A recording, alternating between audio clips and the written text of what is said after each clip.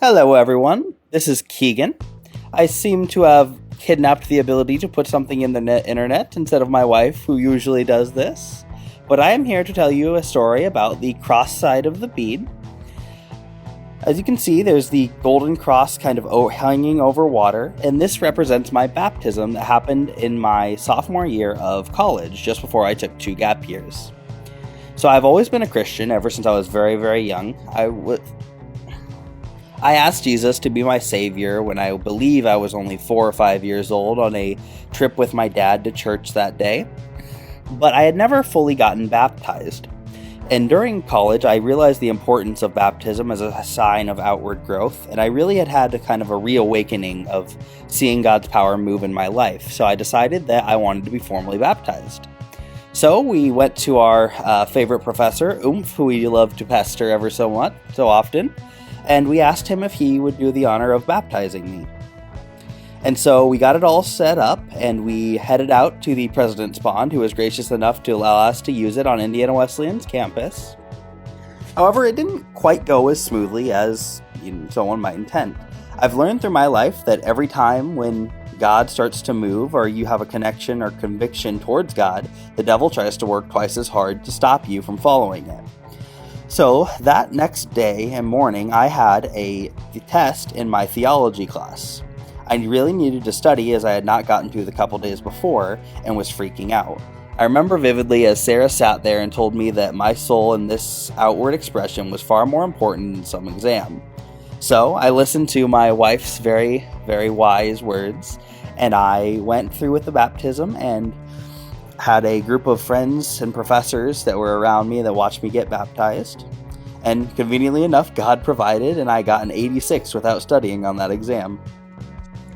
This definitely marks a part of my college journey where I was going full force, committing myself to God.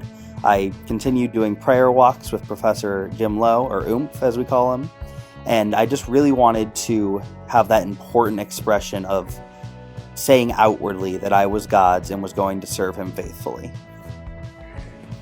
Now turning to the other side of the bead, if we zoom in a little bit here, you can see an hourglass with 2 different types of sand, or colors rather, surrounded by 2 rings.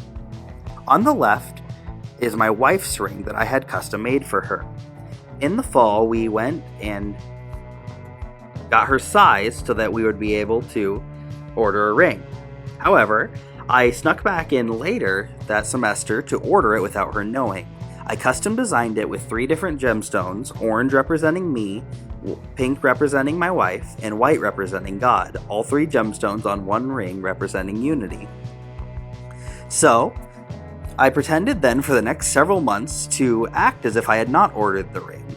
I told Sarah that I was being lazy and that I was sorry, even pretending to cry on the phone to really sell the illusion. Then, finally, when the day came, that next spring, I told Sarah that I had finally ordered the ring. That night, I took her out to a place that we called the Staircase to Nowhere that we always used to hang out on in Indiana Wesleyan's campus. There, I proposed to her, and thankfully she said yes. Then, the wedding came, which is the hourglass. Sarah and I always knew that we wanted to do something that would represent our union. So, when I asked Professor Lowe to marry us, I asked if we would be able to do a sand pouring ceremony.